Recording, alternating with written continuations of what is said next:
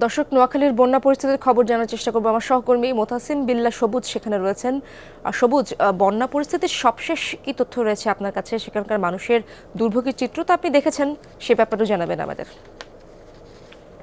আসলে গোটা নোয়াখালী শুধু হাতিয়া এবং সুবর্ণচর ছাড়া যে অন্য 7টি উপজেলা রয়েছে, নোয়াখালী জেলা শহর এবং বাণিজ্যিক শহর চৌমুহনী শহর সবগুলো এলাকায় আসলে মূলত জলমগ্ন হয়ে রয়েছে এবং কোথাও হাঁটু পরিমাণ এবং কোথাও কোমর সমান পানি। আসলে মানুষের ঘর বাড়িতে আসলে বলা যায় যে মানে থাকার কোনো অবস্থা নেই। ডিজাইন, এলিগেন্স, বিউটি, সেরা পণ্য সবার জন্য জেভিকো।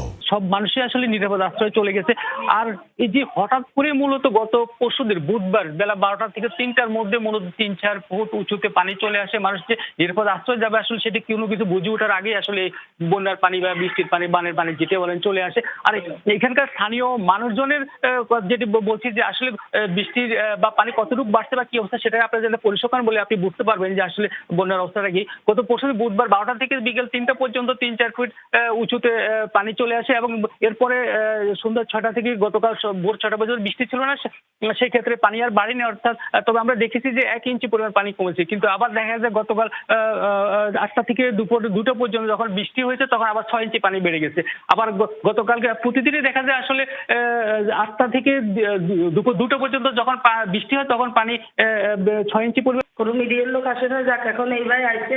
এখন আপনি এখানে শুনলেন যে এই যে অনেকে আছেন এখনো নিরাপদ আশ্রয়ে যাচ্ছেন। আপনার ঘরে কি পরিমাণ পানি, আপনি কোথায় আছেন? কি আমার ঘরে ধরুন 1 মাজা পরিমাণ পানি।